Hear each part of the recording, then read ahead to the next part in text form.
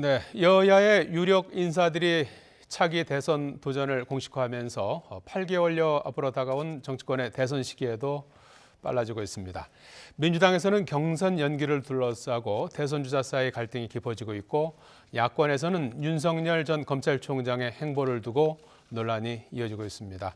내년 대선을 앞둔 정치권 움직임 짚어보겠습니다. 유영화 한국외대 초빙교수, 장성철 공감과 논쟁 정책센터 소장 모셨습니다. 안녕하십니까? 네, 안녕하세요. 안녕하세요. 네. 자, 먼저 민주당 경선 연기론과 관련해서 좀 짚어봐야 될 것 같은데요. 원래 예정대로라면 이제 9월 9일인가요?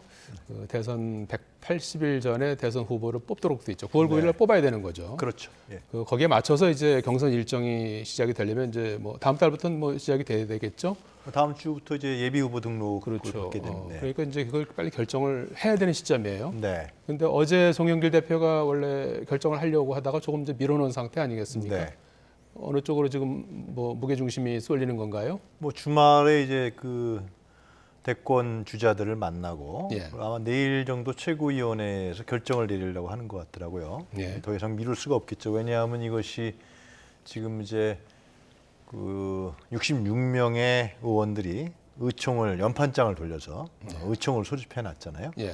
그래서 이것이 의총을 소집해서 하면 경론이 벌어질 테고 각 후보 주자별 계파별 막 논란이 될 테고 네. 그러다 보면은 이 당이 분열될 가능성이 상당히 큰 거죠. 그러니까 송영길 대표는 당의 대표이기 때문에 제가 생각하기엔 중요한 점은 두 가지를 생각할 거예요.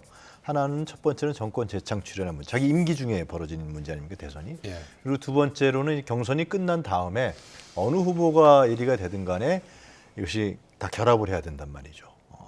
떨어진 후보가 뒷짐지고 있으면 안 되는 거거든요. 네. 2007년에 민주당이 좀 그런 경험이 있어요, 실제로. 그래서 이런 문제를 고민할 것 같은데요.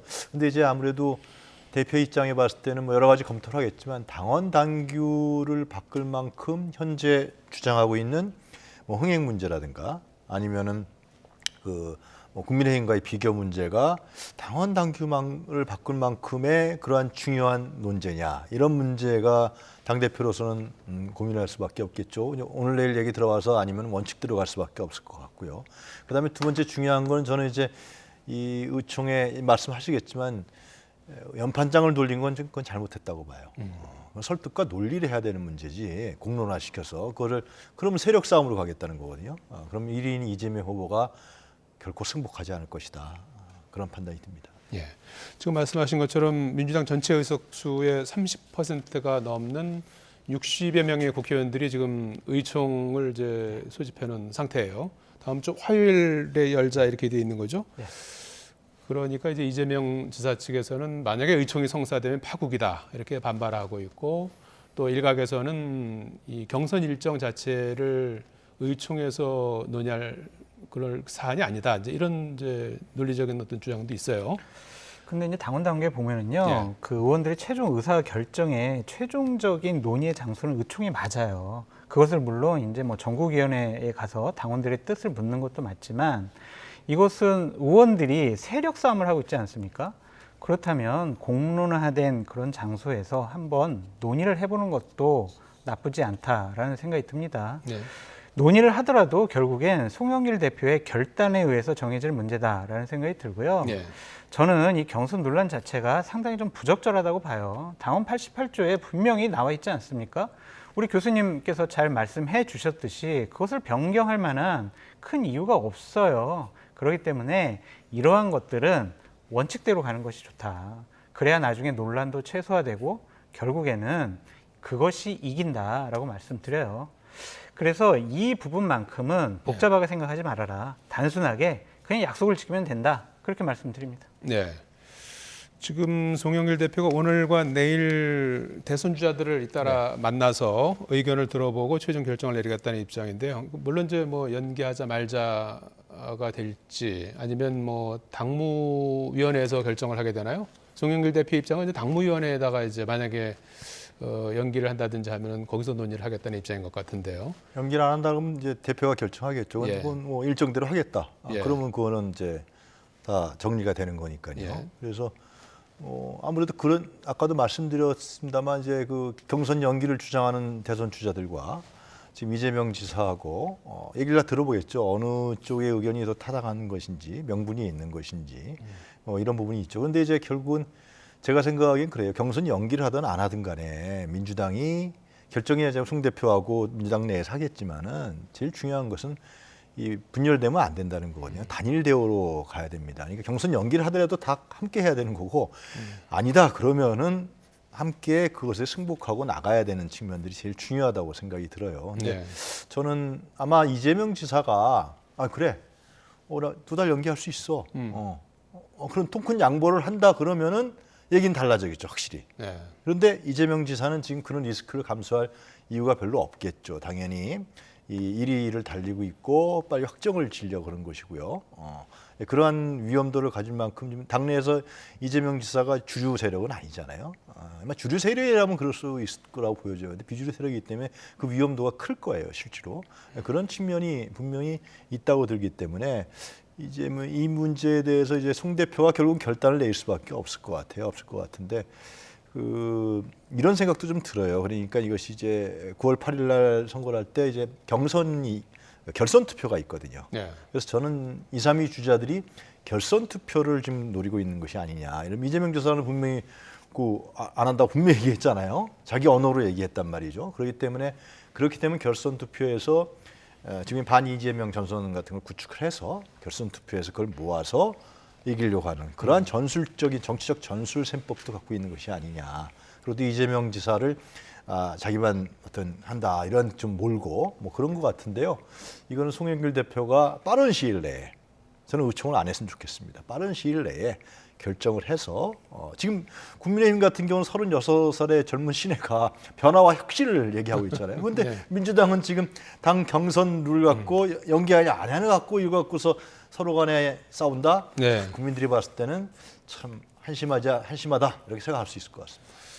지금 뭐 이런 시각도 있는 것 같아요. 조금 전에도 언급했습니다만은 이제 민주당이 야권에 비해서 다소 좀 흥행 요소가 좀 떨어지는 것이 아니냐 해서 그 경선을 조금 늦추면 오히려 좀 흥행에 좀 도움이 되는 게 아니냐는 그런 시각에 대해서 어떻게 생각하십니까? 근데 흥행이 있으려면요, 예. 경쟁력이 있는 지지율이 좀 높게 나오는 후보가 있어야 돼요. 근데 지금은 이재명 지사가 워낙 압도적으로 나오기 때문에 이미 게임이 끝난 거 아니야?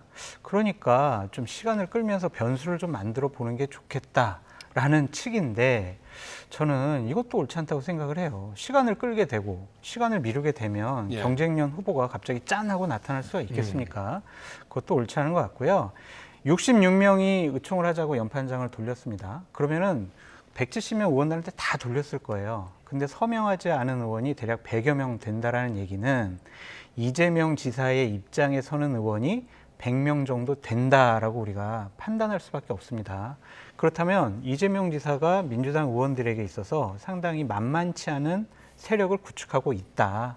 그렇기 때문에 이것은 결국엔 거듭 우리 교수님께서도 잘 말씀해 주셨지만 송영길 대표가 이 혼란 빨리 수습해야 된다.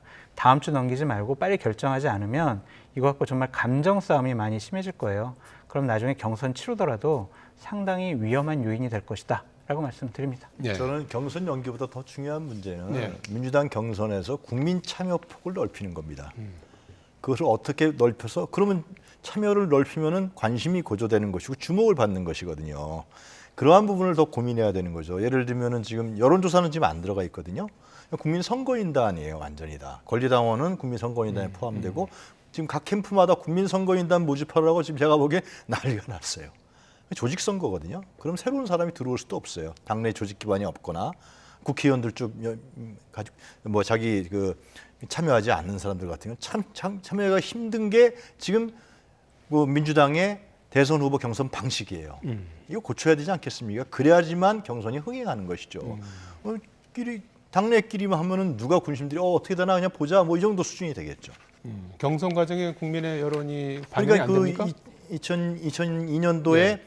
김대중 정부 시절에 예. 그때 노무현 후보가 이길 수 있었던 건 바로 국민선거인단 방식이었는데 그게 처음으로 차용된 거예요. 그 예. 당시에. 당내에서 하다가 개파별로 하다가 그때는 국민선거인단 방식이 아주 획기적이었단 말이죠. 근데 이제는 여론조사 기법도 많이 발전했고 안심번호도 있고 그리고 이 여론을 형성하는 부분들도 국민들이 많이 달라졌거든요. 그러니까 예. 지금은 그 국민선거인단 방식으로 100% 한다는 것은 국민의 참여 폭을 좁히는 것이고 새로운 사람이 들어올 수가 참 어려워지는 거죠. 그때 노무현 후보가 2%였는데 국민선거인단 방식으로 처음 차용한 거죠. 그 당시에. 그러면서 그 승리를 했단 말이죠. 완전히 드라마틱한 반전을 했잖아요. 그리고 민심이 반영됐단 말이죠.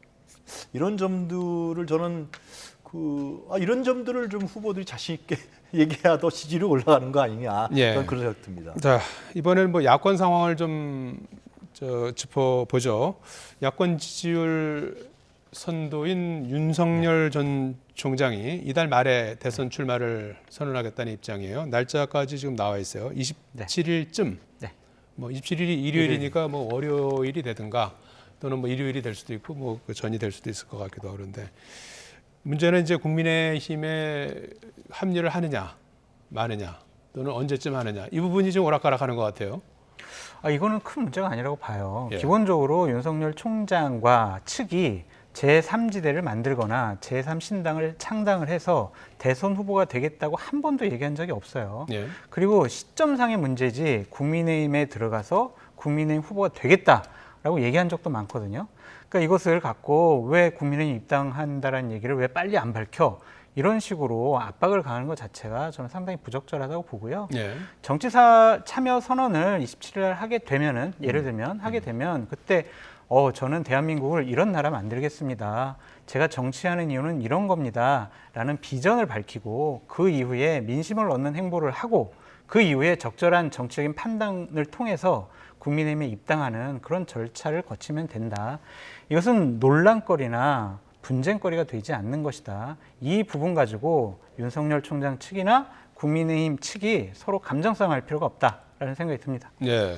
감정 싸움도 감정 싸움이지만은 실제로 뭐 대변인 말하고 윤 전 총장이 또 언론에서 한 인터뷰 내용이 조금 뉘앙스가 달라갖고 이제 언론에서 약간 좀 혼선을 일으키고 있는 그런 상황인데 이렇게 좀 입장이 조금씩 이렇게 다르게 나타나는 거는 그만큼 고민이 깊다는 건가요? 어떻게 봐야 되는 겁니까? 윤석열 전 총장이 정치를 하겠다고 선언도 안 했는데 대변인이 2명이나 됩니다. 예. 근데 이제 그 문제가 된 이제 이동훈 대변인이라서 오전에 어느 라디오 인터뷰에서는 입당할 것이다 이렇게 얘기했는데 오후에 가서 아니다라는 식으로 이렇게 돼버렸어요. 그러니까 오전과 오후가 달라버린 거죠 이게. 그걸 보고서 국민들의 생각은 뭐냐 하면은 이 윤석열 전 총장이 아직도 준비가 안 된 것이 아니냐. 그리고 어떻게 정치 행보를 가져갈 것인도 확실치 않은 거다. 그리고 뭔가 자기가 자신이 없는 거 아니냐. 뭔가 여러 가지 좀 아직도 좀 미심쩍은 부분이 있으니까 결정을 못한 거 아니냐. 뭐 여러 가지 추측이 나올 수밖에 없는 것이고요. 이런 부분들은 국민의힘 입당에 대한 문제는 분명하게 잘 밝혀야죠. 네. 그러니까 자꾸만 그래서 간보기 정치다라고 얘기 나오는데 자기가 그렇게 그 검찰총장을 하면서 결단력 있게 수사했던 사람인데 자기 자신의 문제에 대해서는 결단하지 않고 뭐 국민들에게 그냥 메시지만 자기가 일방적인 메시지만 주고 있단 말이죠. 네. 이런 부분은 사실상 윤석열 전 총장을 믿었던 사람들이 기대했던 사람들이 상당히 실망하게 되는 그러한 거로 자꾸만 가는 것 같아요. 장 소장님은 어떻게 보십니까? 제가 봤을 때 예. 이동훈 대변인하고 예. 윤석열 총장의 원래 모시고 있던 측근 그룹하고 생각이 좀 다른 것 같아요. 그러니까 이동훈 대변인은 정치권 특히 보수 야당 쪽 취재를 상당히 오래 했던 사람이거든요. 정치적인 판단력이 상당히 좋다라고 평가가 되어 있는데 이동훈 대변인 같은 생각은 아니 뭘 고민하느냐 그냥 7월 달에 들어가서 거기서 활동하고 거기서 후보가 되자라는 생각인 것 같고 원래 이제 윤석열 총장 측근 그룹들은 뭔 소리야 우리는 진영을 넘어서 자유롭게 많은 분들을 만나고 많은 국민들을 만나면서 지혜를 구하고 우리의 여러 가지 생각들을 알리자 그래서 외연과 중도 확장을 한 후에 그런 다음에 국민의힘에 들어가자라는 생각인 것 같습니다. 지금 지지율이 상당히 높게 나오고 있잖아요. 예. 그렇기 때문에 지금 윤석열 총장은 측근 그룹의 말에 좀 더 귀를 기울이는 것 같다라는 생각이 듭니다. 이런 측면도 있는 예. 것 같아요. 예를 들면 국민의힘이 변하지 않아. 지금 이준석 대표라는 신뢰가 나와서 많이 변화를 기대하고 있고 변화하는 과정들을 좀 보이고 있는 거 사실이잖아요. 호남에도 가고 또 청년 사람들이 당원들 가입하고 이렇게 되면 이게 국민의힘이 상당히 정치에 있어서의 중심적으로 가게 되는데 밖에 있다, 제3지대에 있다는 것은 국민의힘이 과거처럼 고루하고 낙후돼 있는 정당이다. 그러면 이제 밖에서 자기가 세력을 만들어서 그다음에 국민의힘을 흡수하든지 단일화하는 부분들이 그거는 국민적 명분이 서는데 국민의힘이 예를 들면 최재형 감사원장까지도 지금 얘기하고 그런 판에 거기서 밖에 있겠다. 그런 것은 자기만의 정치를 하겠다는 거 아니겠습니까? 그건 자기만의 정치를 하겠다는 것이고 나중에 가서 어떻게 보자라는 건데 이게 상당히 제가 봤을 때 상당히 권력지향적인 인물이다. 저는 그렇게 평가할 수밖에 없어요. 권력지향적은 아닌 것 같고요. 또 뭐 권력지향적이어야 되는 거 아니에요? 아니 근데 지금 현재는 예. 정치를 하겠다는 선언도 안 했고요. 예. 본인이 어떤 정치를 하겠다고 뭐 국민들께 말씀드리지도 않았잖아요. 그렇기 때문에 일단은 좀 더 신중하게 상황을 지금 판단하겠다라고 보여져요. 이달 27일 네. 즈음에 언저리라는 표현을 썼습니다만 대변인은 그 27일쯤에 이제 선언을 하고 대권 도전 선언이 되겠죠. 정치 참여 선언이 되겠죠. 그리고 또 나온 일정이 이제 민심 투어예요. 그렇죠. 그 민심 투어 관련해서 김종인 전 비대위원장이 시대에 맞지 않는 정치 행태다 이렇게 비판을 하니까 윤 전 총장 측은 시장에서 어묵 먹는 투어가 아니다 이렇게 이제 반발을 했어요. 민심 투어는 어떤 형식이 될 것 같습니까? 저는 제가 만약 참모라면 예. 각 지역에 있는 미래를 상징하는 곳을 방문하고 또한 그쪽에 상징적인 곳을 방문해라라고 말씀드리겠어요. 예를 들면 대전 같은 경우에는 과학연구벨트 있습니다. 항공우주연구원 같은 데가 있어요. 그래서 미래 기술이 상징되어 있는 곳에 예. 가서 윤석열과 미래가 만나다 이런 식의 네이밍을 통해서 그런 일정을 잡겠어요. 그리고 윤석열 총장이 본인의 이미지와 겹치게 만들고 싶어하는 이순신 장군이 있는 아산 현충사에 가서 거기서 또 의미 있는 행보를 하고 또 대구 같은 경우에는요 혁신도시도 방문하고 예. 미래차 연구소 있거든요. 자율차, 수소차, 전기차, 또 SK 사이오바이언스, 백신 이런 예. 곳이 있어요. 그래서 이렇게 미래를 담보할 수 있는 나는 대한민국의 미래를 준비하는 사람이야 라는 이미지를 국민들과 그 지역의 주민들에게 줄 수 있는 상징적인 곳을 방문하는 것이지 그냥 전통시장 가서 그냥 뭐 어묵 좀 먹고 떡볶이 먹고 이런 행보는 나중에 해도 된다라고 말씀드려요. 네. 저는 조금 생각이 좀 다른데 김종인 전 위원장이 이제 과거 정치라고 이렇게 얘기했었잖아요. 예. 구태 정치라는데 저는 진짜 윤석열 전 총장이 대통령이 될 생각이 있다 그러면은 그동안에 고시공부 9년, 그다음에 검찰로만 생활했잖아요. 국민의 삶의 생생한 현장에 대해서 경험하는 시간이 없었어요. 전혀. 제가 봤을 때 전혀는 하여튼 그런 노출이 없었다는 거죠. 그래서 사실상 왜 유전무죄라고 서민들이 외치는 것인지, 검찰 권력을 자기가 정말 국민을 위해서 인권을 위해서 썼는지, 예. 국민의 삶의 현장을 봐야 되거든요. 국민의 예. 삶의 목소리가 무엇인지, 욕구와 욕망이 무엇인지. 이벤트성보다도 그런 부분들로 들어가서 천착한다 그러면 저는 저 김정인 전 위원장의 얘기가 틀리고 윤석열 전 총장이 대권 행보를 하고 자기가 자기 정체성을 세우는데 국정 운영에 대한 자기 방향을 세우는데 많은 도움이 될 것이다. 그래서 하여튼 하겠다 그랬으니까요. 예. 일주일이라도 알차게 정말 국민 생활과 삶 속에 들어가서 얘기를 듣고 어묵과 떡볶이도 예. 어떻습니까? 먹으면서 그 자영업자들의 이런 사람들의 고충도 느끼고 예. 그런 시간으로 활용하면 좋겠다 이렇게 팁을 드립니다. 지금 그 윤 전 총장에 대해서는 뭐 여야 어디 지금 입당한 게 아니니까 말이죠. 그 여야를 막론하고 견제가 이어지고 있는 상황이에요. 그리고 윤 전 총장 측은 일절 대응하지 않고 내 갈 길만 가겠다. 그리고 거리낄 게 없다. 이제 이런 입장을 보이고 있는데요.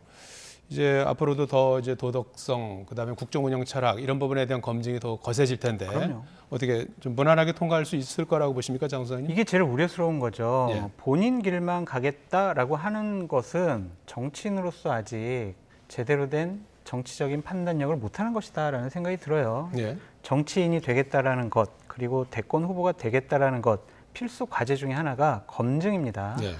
윤석열 총장 측에서는 이런 식의 얘기를 하죠. 우리는 네거티브 대응팀을 이미 가동시켜서 여러 가지 우리들에게 제기된 의혹들에 대해서 법률적으로 검토를 했더니 아무런 문제가 없어요 라고 자신 있게 생각을 할 수 있겠지만 정치권에서는요 법률적인 문제보다 정치적이고 도덕적이고 윤리적인 문제가 더 큰 문제가 될 수가 있어요.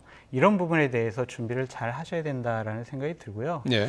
본인이 난 내 갈 길만 가고 내 하고 싶은 일만 하겠어, 내 말만 하겠어라고 한들 국민들이 그걸 원하겠습니까? 기자분들이 가만히 있겠습니까? 언론에서 가만 안 있습니다. 본인은 끊임없이 이것저것 본인에게 제기된 의혹에 대해서 해명하라, 검증받아라, 언론에서 요구할 거예요. 그런 거를 지금처럼 법률적으로 문제 없기 때문에 나는 아무 문제 없어라고 안이한 인식을 생각을 한다면 대선 가도에 저는 상당히 큰 걸림돌이 될 것이다라고 전망해 봅니다. 예. 윤석열 전 교수님은, 예. 총장은 제가 보기에는 1차, 2차 나눠질 것 같은데요. 국정 운영 능력에 대한 부분은 두 번째고 첫 번째는 아마 도덕성 검증이 칼날날 것 같이 이루어질 겁니다. 언론뿐만 아니라 여당에서도. 왜 그러냐면 윤석열 전 총장이 조국 전 장관을 내로남불이라는 도덕성에 결과적으로는 도덕성에 입각한 수사를 벌여서 그 가족들 다 지금 재판에 넘겨지고 또 부인은 감옥을 살고 있지 않습니까? 이런 부분들은 결국은 뭐냐면 그래 그러면 당신은 정말 도덕성에 문제가 없어? 라고 분명히 물어볼 거라고요. 국민들도 그렇게 바라볼 것이고 정말 공정해? 그렇기 때문에 개인에 대한 문제, 검찰을 하면서 정말 그렇게 공정하게 검사 생활을 했는지, 그 다음에 부인과 지금 언론에서 얘기되고 있는 부인과 장모에 대한 의혹 문제, 이런 부분들이 아마 상당히 제가 봤을 때 아주 철저하게 되지 않을까. 그것은 본인이 또 조국이라는 인물을 그렇게 수사를 했기 때문에 그런 거 아니에요? 조국 전 장관 얘기 당신 개혁한다 그러는데 뒤로 보니까 내로남불이야. 마찬가지라는 거예요. 그런 잣대가 윤석열 총장, 조국 그렇게 당신 수사했는데 당신 뒤로는 깨끗해? 이러한 똑같은 내로남불 잣대가 윤석열 전 총장에도 들이대지 않을까 그렇게 예상합니다. 네, 장 소장님 어떻게 보세요? 도덕성, 국정 운영 능력 가운데 도덕성 문제가 더 도마 위에 우선 오를 것 같다 이런 지적을 해주셨는데 그럴 가능성이 높아요. 예. 그러니까 정치적으로 본인의 비전과 국정 운영 능력에 대해서는 아마 나중 문제가 될 것 같아요.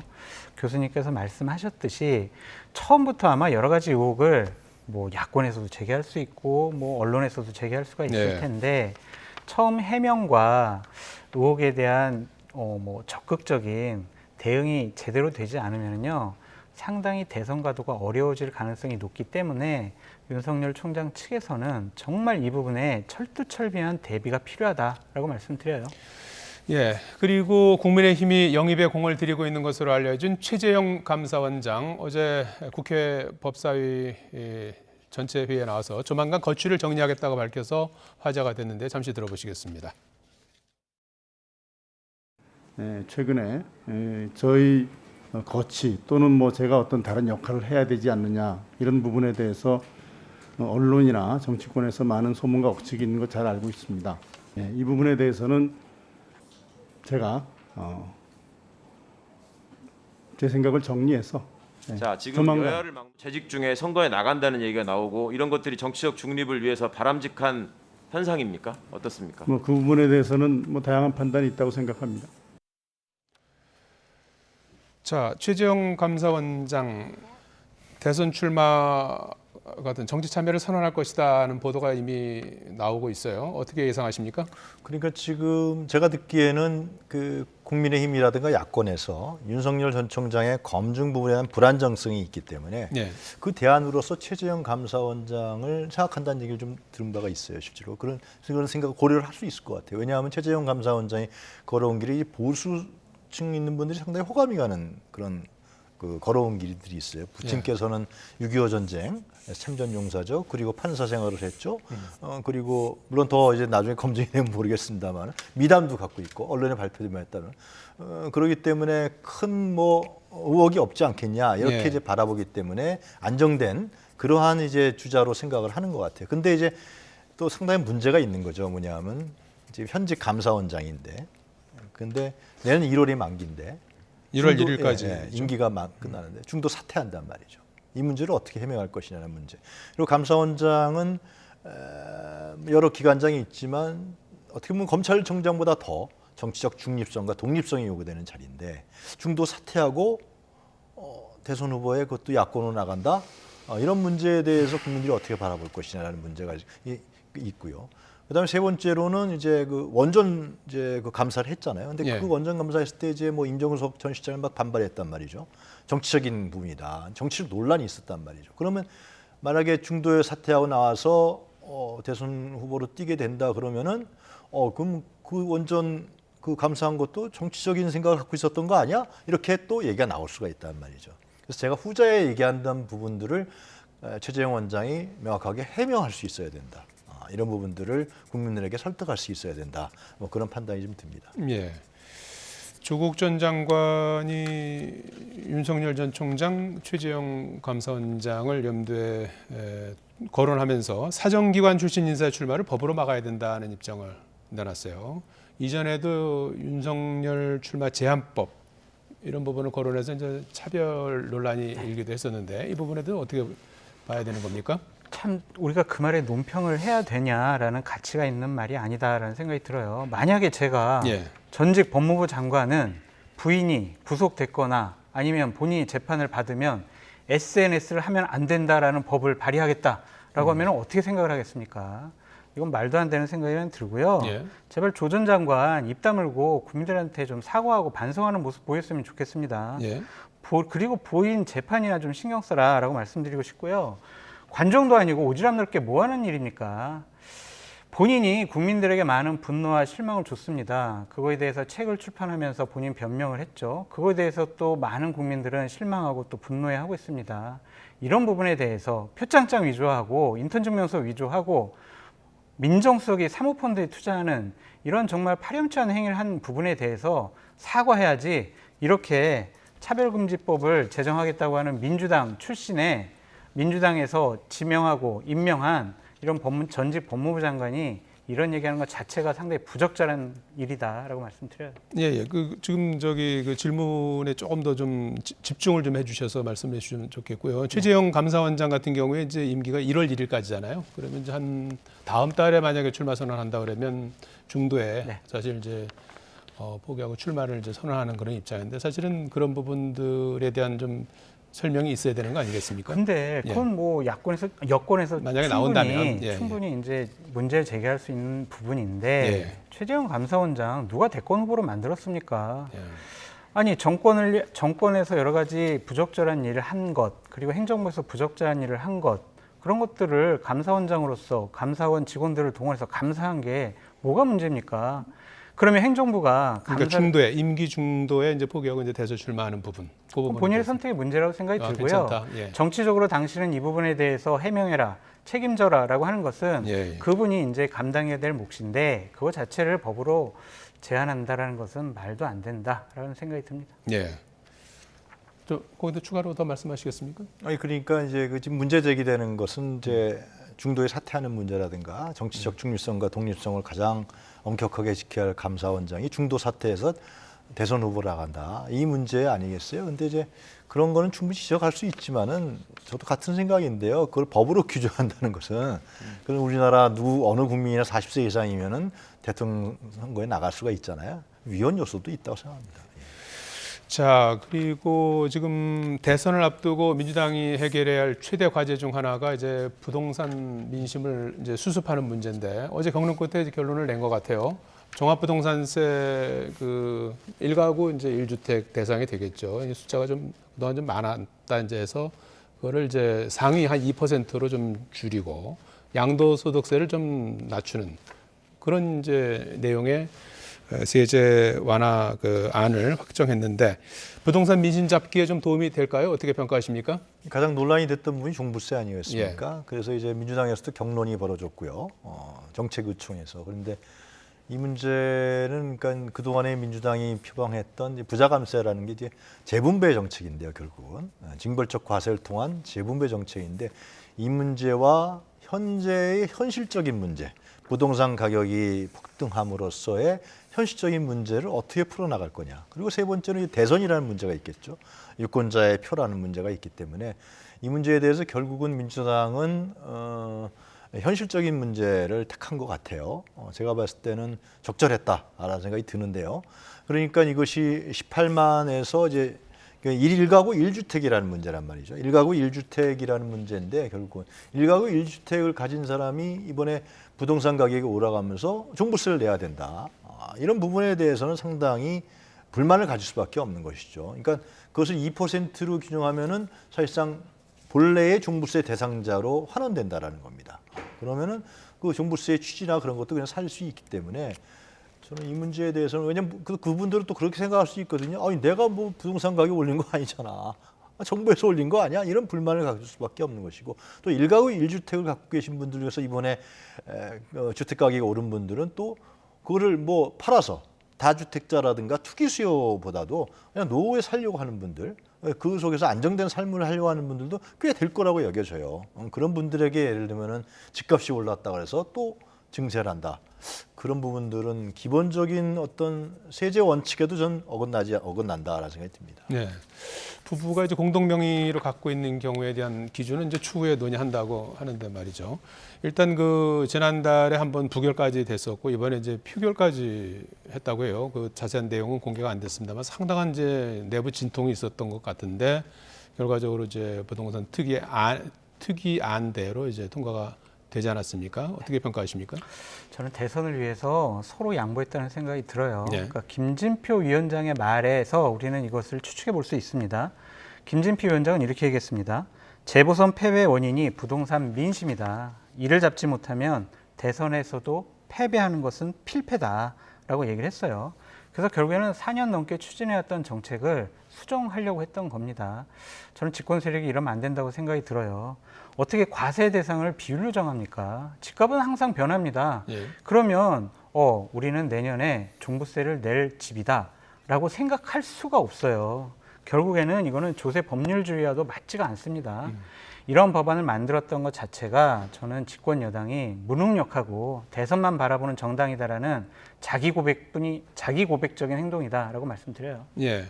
사실 뭐 종부세 완화를 완화를 반대하는 측에서는 민주당 전통 지지자들의 어떤 뭐 반대 여론도 의식했을 것 같은데 말이죠. 전반적으로 민주당 지지율에는 어떤 도움이 될 거라고 보십니까? 저는 뭐 크게 변하지 않을 거예요. 왜냐하면 그 예. 내부에서 또 경론을 통해서 합의한 것이고요. 예. 그리고 다 승복했고요, 실제로. 당에서의 내부 논의를 통해서 만들어진 중도 거. 쪽에서 민주당으로 좀 흘러들어갈 가능성은 그러니까 어떻게 보십니까? 이것이 뭐 확장까지는 안 되겠죠, 종부세로. 그러나 이 문제에 있어서는 저는 선거라는 게 이 정치인들 입장에서 바라보는 선거랑 국민이 입장에서 바라보는 선거는 다른 거거든요. 선거라는 건 뭐예요? 국민이 요구하는 바, 국민이 원하는 바를 해주는 거거든요. 정당이라든가 네. 그 정치인들이 그런 측면에서 봤을 때 이게 시장 현실에서 봤을 때 이게 맞지 않는다, 적절하지 않는다, 부당하다. 그러면 네. 당연히 정치인들 과거에 뭐 어떤 일을 했던 간에 그걸 고치는 것이 당연한 거고 그것이 선거를 하는 이유인 것이고 국민이 원하는 거죠. 예. 예, 정치권의 대선 시계가 빨라지고 있습니다. 민주당에서는 경선 연기를 둘러싸고 대선주자 사이의 갈등이 깊어지는 가운데 최종 어떤 선택을 할지, 야권에서는 윤석열 전 검찰총장의 행보가 언제 어디를 향할지 여야 모두 대선 승리를 위한 수싸움이 점점 치열해지고 있습니다. 지금까지 유영하 한국외대 초빙 교수, 장성철 공감과 논쟁 정책센터 소장과 진단해봤습니다. 두 분 고맙습니다.